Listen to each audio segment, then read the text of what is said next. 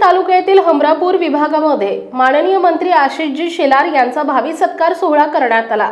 यावेळी महाराष्ट्राचे अध्यक्ष अभय म्हात्रे यांच्या नेतृत्वाखाली आणि हमरापूर विभागाने आयोजन केले होते। या कार्यक्रमाला उपस्थिती खासदार धैर्यशील दादा पाटील, आमदार महेश बालदी, आमदार प्रशांत ठाकूर, आमदार रविशेठ पाटील, निलिमाताई पाटील, प्रीतमताई पाटील, वैकुंठ पाटील अशा दिग्गज नेत्यांनी हजेरी लावली होती। महाराष्ट्र कमिटीचे कैलास पाटील, नितीन मोकल, हमरापूर कमिटीचे सुनील पाटील, सत्यजित पाटील, राजन पाटील अशी सर्व मंडळी, गणपती कारखानदार, महिला मोठ्या संख्येने उपस्थित होते।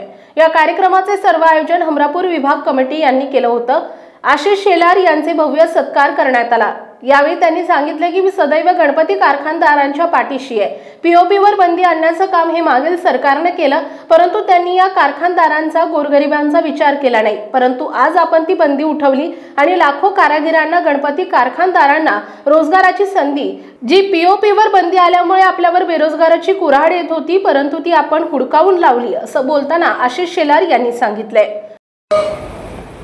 पण या आभार आणि अभिनंदन या शब्दावर आमचा आक्षेप आहे। हा आक्षेप यासाठी आहे की जी काही आपण लढाई लढलो, जे काही यश आपल्याला मिळालं, ते कोणाला कृतज्ञता करण्यासाठी, कोणाचे आभार मिळवण्यासाठी केलेलं नसून भारतीय जनता पक्षाचा कार्यकर्ता म्हणून आम्ही आमचं कर्तव्य त्या ठिकाणी केलंय आणि कर्तव्य। मला याही गोष्टीचा उल्लेख सुरुवातीलाच करायचा आहे, कारण त्याच्यावर मी पुढे बोलेन की आज काही लोकांनी नेत्यांनी सांगितलं, वैकुंठजी, की ह्या कार्यक्रमाला येऊ नका किंवा जाऊ नका। मला कुठल्याही विकाराचं नाव इकडे घ्यायचं, पण माझ्या दृष्टीने हा गणेश भक्तांचा सोहळा आहे आणि म्हणून ज्या लोकांनी,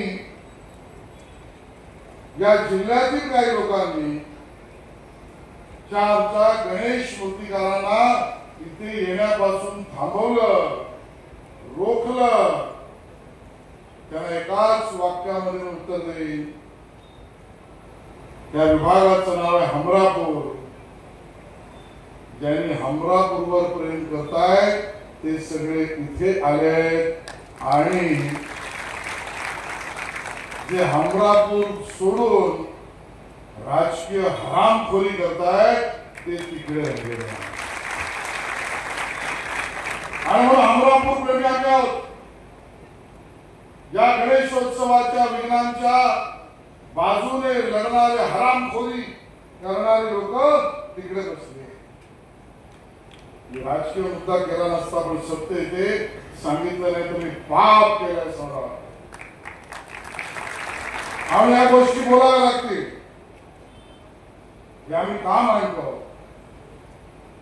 उल्लेख केला आमच्या रविशेठनी, हायकोर्टाकडे हे सगळा मामला गेल्यावर काय होईल, खरंय आमच्याही मनामध्ये येतोय, पण हे तुम्ही समजून घ्या।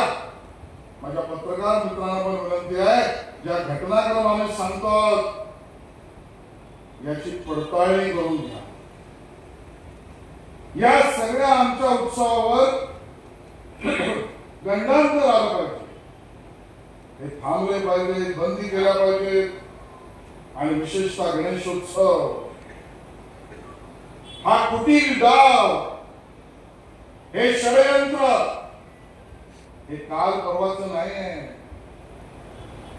हे तुम्ही समजून घ्या की ते षडयंत्र करते कोण, त्यांचे पूरक कोण आणि त्यांच्या बरोबर आपल्या गणेश भक्तांच्या विरोधात भूमिका घेणारे कोण। उपसंपादक संजय गायकवाड।